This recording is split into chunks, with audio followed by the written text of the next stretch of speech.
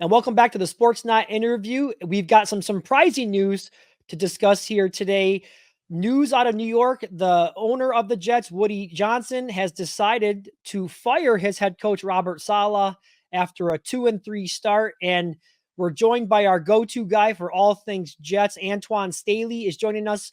He covers the Jets for the New York Daily News. And Antwan, I just want to get some of your initial reaction to the news. I'm sure you were a little bit surprised, like most people were, when they heard the news on Tuesday that the Jets decided to fire Robert Saleh. Yeah, it was just kind of like, why now? Although I know they've lost two straight, they're 2-3, but at the same time, you're thinking. I just wrote an article yesterday saying that I didn't think a firing would benefit the Jets at all, and then all of a sudden, this news come down. So it was definitely a bit of a surprise, especially the timing of it. They were already preparing for the Bills, starting to wrap up. I mean, starting to get preparations for the Bills, and then all of a sudden, the Johnson family, Woody and Christopher, walked into Saleh's office and delivered the bad news to him. And yeah, it's just been a crazy day from there since. Yeah, you talked about the timing of it, and I agree with you on that. To me, it was a bit odd because, you know, if you were going to make a move, move on from the coach, and if you had any inkling as the owner that if things get off to a slow start, I'm going to make a move, why not just do it before the season even starts? Correct. We spoke to Woody Johnson, the owner, and he was asked that question. He basically said they didn't have the same team and roster last year. But my thinking is, from what I understand, they gave Robert Saleh a bit of a mulligan because Aaron Rodgers got hurt last year, provided that they needed to show mark improvement this year, and obviously that didn't happen. They ended up losing to San Francisco week one. They did rally to win two straight games after that by beating the Titans and Patriots, but they lost a very disappointing game to the Broncos, a game they desperately, I think, they had to have. And then now you're facing a Minnesota team that's undefeated at the time, and they had an opportunity to win the game, and quite frankly, they were just disappointing. So I think Woody being over there in London, obviously he's an ambassador over there. He probably felt a little bit embarrassed by the result there, and I think that part of that and the accumulation of a lot of things triggered this move. Were you at all surprised that it was Saleh that went first and not Nathaniel Hackett? I mean, I saw a really interesting stat today. The Jets have scored 93 points through 5 games this season with Aaron Rodgers as their quarterback. Last year, without Rodgers, with Zach Wilson as the quarterback, they also scored Same. 93 points through 5 games. So to me, when you look at the problem with this team, it's with the offense and the play design and the play calling. So what's your take on that? It's been reports that said Saleh was considering firing Hackett, but the problem is, like, now you fire him, then he's an Aaron Rodgers guy. So how do you work with that? And then all of a sudden, also in addition to that, who's going to be the offensive play caller? Because the only person that's qualified to do it, that's on the roster right now, that's on the coaching staff, would be Todd Downing. And obviously he didn't have a lot of success with the Titans. Ended up getting fired, losing his job, and that's why he's with the Jets now. So I think he was considering all of those moves there, but ultimately the Jets and Woody Johnson decided to pull the trigger on Saleh before the move could even be made. So we'll see if the move is still going to come to fruition. But right now, it seems like Albrecht is at least content with keeping the staff as it is, at least for a week. What do you make of, I've read some rumors since the firing, and of course there were already some of these rumors going on prior to this happening, but maybe that Aaron Rodgers had some influence on the decision to get Robert Saleh out there. Do you think there's anything to that, or is that strictly just a rumor? Well, it's hard to tell with the Jets and stuff, but what I will say is I will report what they said. And Woody Johnson said he did consult. He did talk to Aaron, but had nothing to do with potentially firing Robert Saleh. Whatever you want to believe, there he did say he did talk to Rodgers prior to making the move. There he did talk to also General Manager Joe Douglas, but ultimately it was his decision to make, and that I do believe. Like that part, I do believe. He also did talk to. He did say he talked to the Jets council as far as the leadership room, which involves like Quentin Williams, C.J. Mosley, and some other people too. So he probably, got a lot of opinions and ultimately decided to make the move in his own. But it's hard to tell how Aaron might have felt about the move or not, because typically these moves don't work at all, especially in the NFL. I think you see it work maybe in the NBA or NHL. I think works a little bit more, but in NFL, chasing the coach rarely has success throughout the course of the middle of the season. You're close to the team. You cover them every day. You're in the locker room. You get to interact with some of these guys. What was was Robert Saleh universally liked in the locker room? How do you think players are going to react to losing their head coach? I think a lot of people still love Robert Saleh. I mean, even through all the struggles the last couple of years there, the players still went to bat for him. I mean, they still fought hard. I mean, despite the deficiencies on offense there, the defensive players still wanted to play hard for him. I think that's a testament of just the man that Robert Saleh is. You talk about what kind of coach he is, and that's fine. I mean, the record speaks for itself.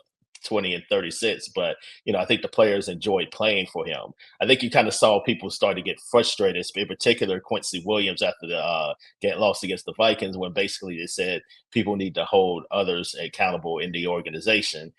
Who he was directing that to, I'll leave that for people to try to interpretate. But the fact of the matter is, you kind of saw the seeds being planted that the defense is getting frustrated. They're doing their job. Like, how can the offense continues not to do their job, especially considering they thought they'd be better with Aaron Rodgers under center. Obviously, that has not happened for a variety of reasons. The offensive line is still not really good, despite the changes that they made, and they keep filling out an inept offense. So as a defensive player, you have to be frustrated. So I totally get it. I mean, they're human. Like, they're gonna want to see results, and that certainly hasn't been the case so far. Now, one of the other stories that the Jets have been in the news about this week and last week is their interest in Davante Adams. Do you think this could have any impact on what the Jets decide to do in terms of trying to go out there and make a play to get Adams? We all know Adams would like to play with Rodgers again, but you're looking at the Jets right now, 2-3. They just fired their head coach. I don't know the mindset of the owner right now. I'm assuming he believes this team can still win, or else he wouldn't make a move like this. But they're going to have to give up draft picks to get Adams. There's money on that salary that they could have to take on. Do you think this has any impact on their ability or their willingness to go after Adams? Well, that's a loaded question, but I'll answer it this way in parts. First of all, yeah, he made the moves, Woody Johnson, thinking that they still have an opportunity to make the playoffs. They get to the Super Bowl and where they want to go, despite again, there's no there's no existing example that shows that that's going to be the case, especially firing the coach at the middle of the season. Having said that, yeah, they're still in Davante Adams sweepstakes there. I think it might be, pushed a little bit, of course, a week or two, simply because of a few things. The Raiders don't want to pay any money towards the salary, and then they still want a second round pick at least in terms of other compensation. So that also complicates things, and also the Jets dealing with a mess right now. So now you're trying to put out all these fires. And at the same time, you also have to game plan for a game against the Bills team who's leading the division. And it's a critical game for both teams. Right. Because if you lose this, if you're the Jets, I don't want to say it's over because it's only week 6, but it doesn't look good as far as your playoff chances. So they're dealing with a lot of fires right now they're trying to put out. I still think they would be interested there. Obviously, there are other teams that are interested in Adams, including the Saints, who, Derek Carr also has a relationship with Davante Adams. So that's also something to keep in mind. And it seems like the Saints are a little bit more stable organization right now, as opposed to, Davante Adams. He would be leaving one dysfunctional organization and coming to, no disrespect to the Jets, but another one that has a lot of things going on. So does he exactly want to do that? I don't know his mindset, but I know for me personally, I wouldn't want to do that. I would want to be somewhere where I was stable. And let's be real. If the Jets don't make the playoffs, all of this is going to get blown up anyway. So if you're Adams, you also have to take that into consideration too, because you could be looking for a job after the season is over anyway. Whereas the Saints, you could at least have a few more years and a little bit better stability. Absolutely. One dysfunctional family to the next. That's a good way to put it with what Davante Adams is looking at. So now Jeff Albrecht, the defensive coordinator, he steps in now to this interim role, and that's a very difficult spot to have to try to get into there. You mentioned there's not a lot of times where this actually works out, but what can you tell us? Do you expect any changes from the Jets, or things will relatively remain the same? And do you expect the players to come out and play hard for him? I do expect the players to go hard for him because he has a great relationship with all the players on offense and defense there, and they really love him. They're one of those guys that I think he could give them an instant jolt, kind of like what I remember when I was covering the Dolphins almost 10 years ago. They fired Joe Philbin in a similar situation as this when he came over from London, lost to the Jets, and the Dolphins ended up firing. They ended up making Dan Campbell at the time the interim head coach, and he gave them an instant jolt. Like they ended up winning the games against the Texans and the Titans, and then before kind of reality set in, and they end up going on a bit of a losing streak there. I think Albrecht can definitely unite this team and then get them like energized in a different type of way. The question is, can that sustainable over 12 games? I don't know. I don't think the answer to that is probably no, because you still have questions unless you completely change what you do offensively. You're probably just going to still have some of the same problems and issues that you had under Robert Saleh, but at least this way, like, you can get new energy, new blood, like just like I said again, of a new jolt, a new voice in that locker room, and that could be galvanizing to a lot of players. I know it's very early on. The coach was just fired on Tuesday, but are there any names that are already being tossed around by, some of your fellow beat writers out there, or any rumors that you're hearing? I mean, Bill Belichick is an interesting candidate there. He did the Jets wrong many, many years ago. Could he make it right? Or what are some other names that you're thinking potentially, be a candidate for this job here down the road? I mean, I think Belichick would be, and the thing with Belichick is, I would imagine he'd want to keep Rodgers, but the problem Yeah. with that is, Aaron he doesn't look like the same player anymore. So Yeah. what do you do in that sense too? Like, do you draft a quarter? I think they need to draft a quarterback anyway, because Aaron Rodgers, whether he plays next year or not, which I think is very much in question with all the injuries that Aaron has at the moment.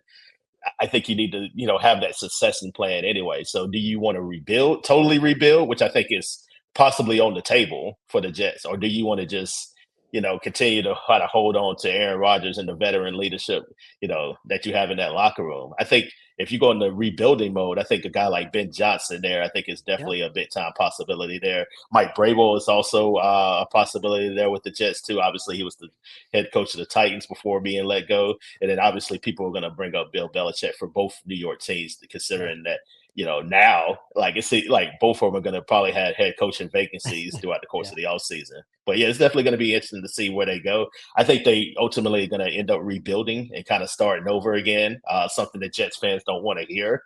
But you do have a good stable foundation with Sauce Gardner and Garrett Wilson and some of the other young nucleus of players that you do have. So you're not totally in a bad spot, but rebuild, like, as you show, like, you look at teams like the Commanders and also the Texans. There are examples where if you find the right quarterback, that rebuild can be a lot shorter than it might be expected.